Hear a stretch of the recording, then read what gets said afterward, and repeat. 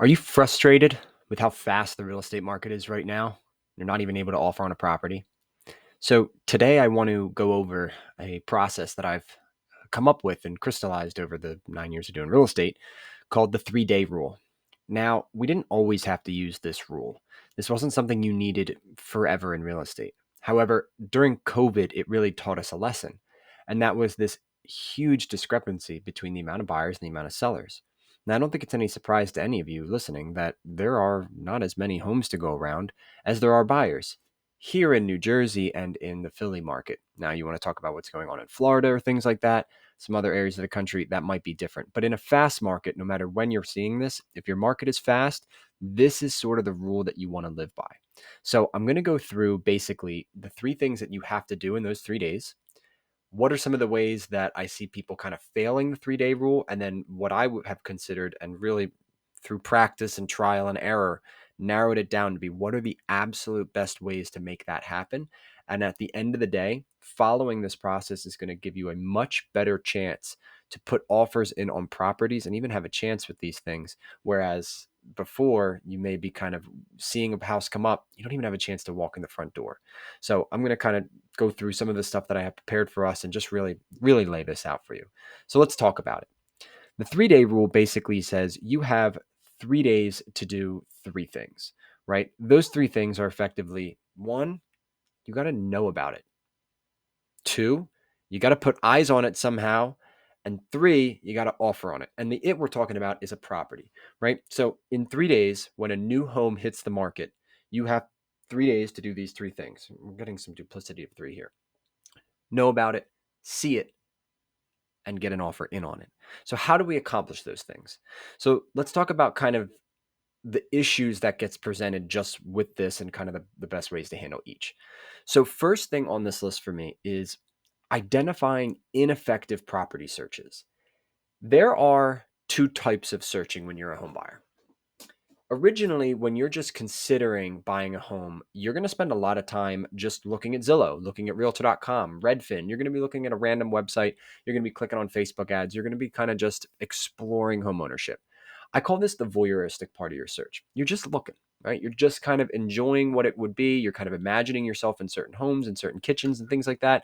But it's not time based. It's really just for fun. You do this on a Saturday morning or a Saturday night when you're just laying in bed or lounging. You're just kind of kicking around the tires of like, oh, what could life be? Or looking at pretty pictures. So that's fine when you're in that phase of the search to continue searching that way for homes. However, when you are ready to actually start searching for a home where you are actively pre-approved, actively working with the buyer's agent, and you are looking for properties daily in order to get in and see them and potentially offer on them, this method just simply doesn't work. So it's really important. And again, I'd love to help you, but if you're outside my market, no problem, can refer you. But the most important is that you just get the information of, I want to make sure that my agent, my realtor, is setting me up with an MLS backed search. And an MLS backed search means they run it direct from the MLS and set you up with a property portal to get you access to the raw data that gets put out from the MLS. The MLS in any given area is the central information hub that then expands out to all the sites like Zillow, Realtor.com, and Redfin, and all the other websites that you go off of to feed them the listing inventory. But it stems and it starts from that MLS. So if you still want to occasionally go on Zillow and Realtor.com and just look through some stuff on there, have fun. Occasionally you'll maybe find it for sale by owner or something like that. It's not a lot of the market, but you may find some of those.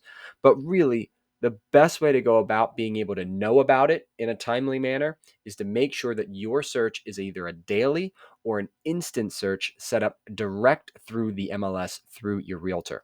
So to me, that's sort of number one. If you don't know about it in a timely manner, everything else gets delayed. So I set up either a daily or, depending on the search, I may set up an instant property alert. So every single morning, 6:45 a.m., it runs for every single one of my buyers without me having to lift a finger. and it makes sure that that buyer, because I may have 20 to 30 buyers at one time, I want to make sure that each of them is getting exactly what they need to know within that last 24-hour period every single morning. And then all we get to do is chat about, hey, do you see what came on new this morning? What do we want to do next? So let's move to number 2, right? This is the second thing you need to be able to do in those 3 days when the property hits the market, right? Number 2 is put eyes on it. Now, here's what I see failing.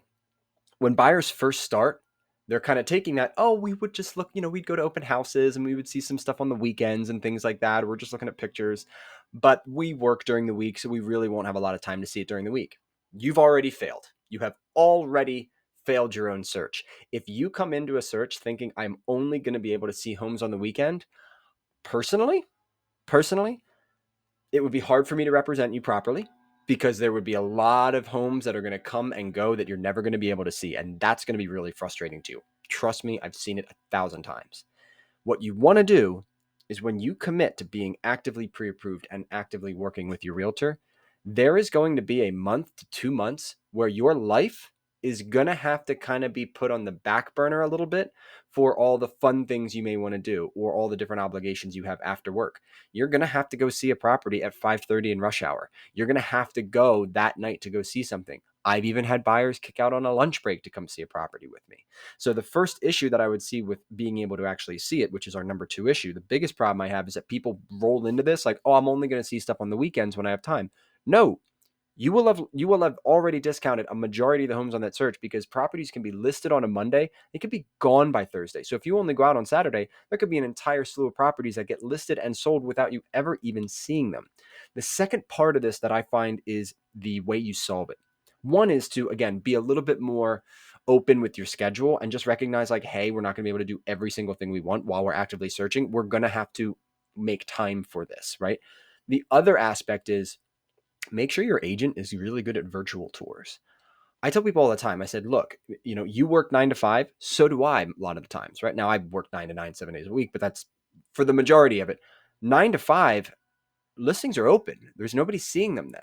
So I have done almost 250 to 300 virtual tours where I'll go by myself. Now I always try and get permission from the listing agent, let them know what we're doing, that we have a virtual tour. And because of the nature, I've only been declined maybe twice to do a virtual tour of those 300 listings. Really, I mean, most sellers are pretty darn okay with you coming in there and doing a virtual, because they get it. They get that every buyer can't come out to see the property immediately, and we want to be able to put eyes on the property somehow. So we'll either run it as a virtual search where you'll be FaceTiming with the agent, but a lot of times we'll do a pre-record, we'll have it as a private video, and then once the property, you either do or don't have interest on the property, we simply delete the video so that there's not a privacy concern for that seller.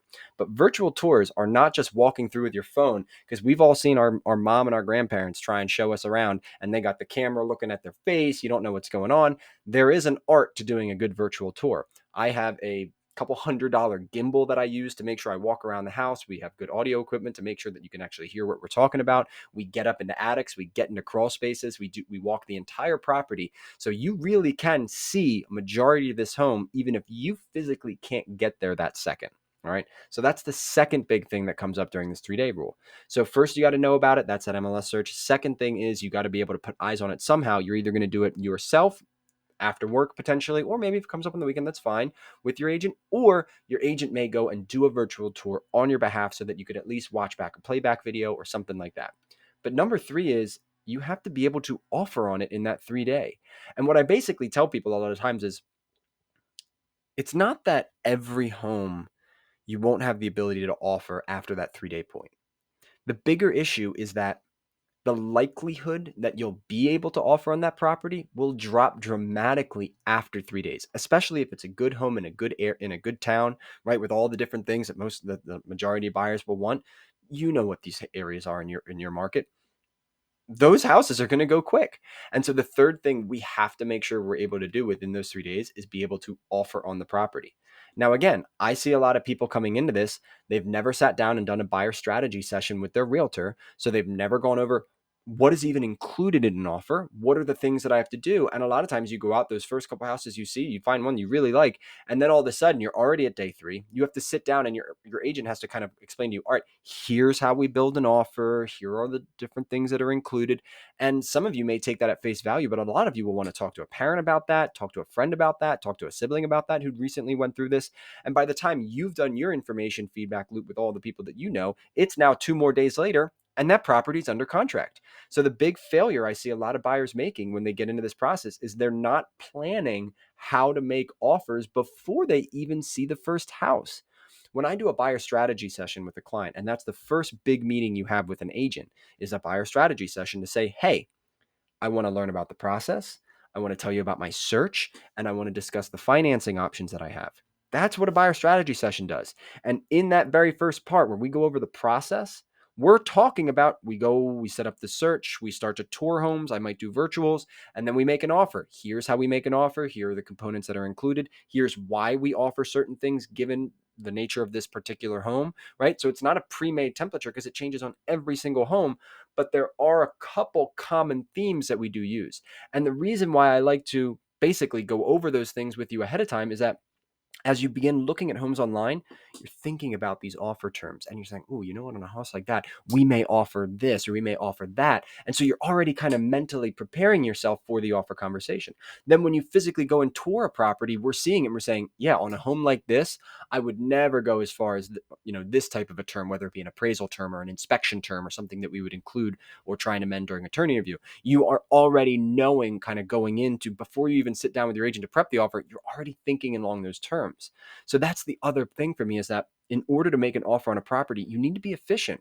Even going through this offer framework with buyers, the first offer we make, it can take 30 to 45 minutes because we want a reminder. We want to make sure we're doing it right. We want to make sure the comps are based off of good, accurate information. We want to make sure we understand what the escrow is. We understand what the closing requirements from a date perspective and the timing perspective, that inspection stuff you talked about, the appraisal stuff we talked about. What about all this miscellaneous stuff? What about this NAR settlement that's coming up? All the different things.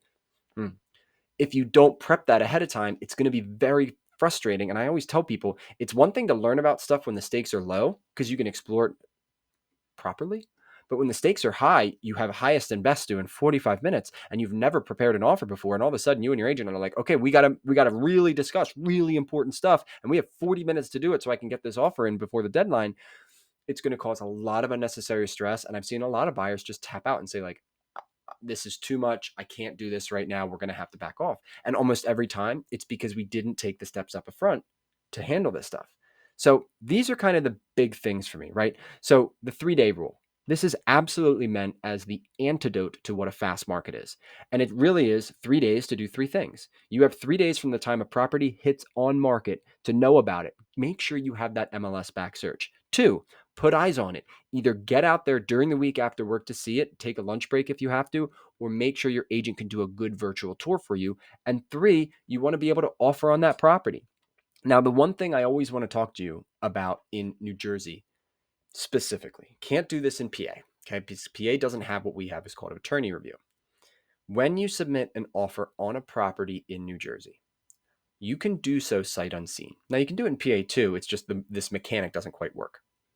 In New Jersey, if you put an offer on a sight unseen property, let's say that I did the virtual tour for you, you liked it, and highest and best is now due Thursday at 5 p.m. But you're not going to be able to see that property until Friday or Saturday, right? But you say, but I don't want to miss the chance to see this property. I really like it from the pictures, from have the drive-by that I did, the first day it was on, and then being able to see this virtual tour. I want an offer, but I can't see it. You don't have to worry. Because you can put the strongest offer you want. We can get signed contracts all wrapped up and done. And you know what? You still have attorney review period. So if you haven't been able to see it in person, we'll take you to go see it during attorney review. And I've had it happen where we go see the property during attorney review and the buyer's like, you know what? For whatever reason, I'm not getting good vibes in this house. It's not quite showing the way I thought it was. Maybe I should have watched the video a little closer, or these things actually look a little worse in person than I saw in the video. I didn't think that they were as bad on the video, but now that I'm here, I'm recognizing it's pretty poor. I don't feel comfortable moving forward with this house anymore. But wait, Connor, I've already signed a contract. It doesn't matter. You have attorney review. Now, the penalty for you as the buyer, the cost you might incur would be I have to have a real estate attorney issue a kill letter for the transaction. So you may have to pay them $200, $250. I don't want to start quoting attorney prices because everybody's different. They do their thing, but that's what it is. So there's this small monetary cost to be able to get out of it. But what's the opposite of that? Not even having a chance to offer on it, because you may love it from the pictures, you love it from the drive-through, you love it from the virtual tour, you put this really good offer, and then you see it and it confirms everything you thought about the property. It's awesome. It's perfect for you. But if you didn't have the courage, and maybe not even the courage, you didn't have the proper, intelligent, rational framework presented to you by your realtor to let you know about how this operates. Attorney review can be annoying, but it can also be a blessing, especially in this market, because it gives you a couple extra days to really make sure that you feel confident about this property and what you're doing with it. So going forward, I want to offer you a couple things. One, if you're actually kind of ready to take control of this search properly, reach out to me. You can find my email in the video description below. It's connortuck@kw.com, CONNORTUCK@kw.com. I will happily set up an MLS-based search for you as long as you operate roughly within my area and the MLSs that we hold. Number two, when you really start going through with this, make sure that your agent is good at a virtual tour. And if you ever want to chat about what is part of a good virtual tour, again, you can email me. I'm happy to give you sort of my breakdown of what I think are the most important things that you need to cover in a virtual tour, because it's not just walking through the house with a video. It's a quite specific process about how you include things and what you talk about as you go through it. And then the final thing for me is writing a competitive offer. Guys, I've already done a whole video called How to Write the Most Competitive Offer in Real Estate in 2024. You can find the video link in my bottom description, but all of three of these things are covered in that buyer strategy session. So if you're a buyer, if you're considering buying a home next week, maybe in a year or two, or basically anywhere in between, it's never too early to do that buyer strategy session, because really we're just trying to have a nice, good, honest conversation about what real estate is. And then at the end of that meeting, you may decide, hey, you know what, Connor, thanks for all the information, but I don't think we're going to move forward with the working together. That's fine. We also may go through that conversation and I may choose not to want to work with you. Both of those are possible. They're less likely, but most of the time we end up deciding we'd like to work together, and here will be the timeline and we'll set that. But again, it's not an obligatory, you're not signing stuff in that meeting. It's really a conversation for us to get to know each other, for me to explain sort of the value that a buyer's agent and a buyer's agent would present to you, and how to run through a lot of these processes, how your search gets built, and all those things. So anyway, I hope this was helpful, just kind of discussing about what I consider a really big problem going on in real estate right now, and then it's that you don't have the opportunity to see these properties in time, know about them in time, to offer on them in time. And this 3-day rule is going to be your antidote for that. So I hope you have a wonderful day today, and I hope this helps. Look forward to catching up with you soon. Bye.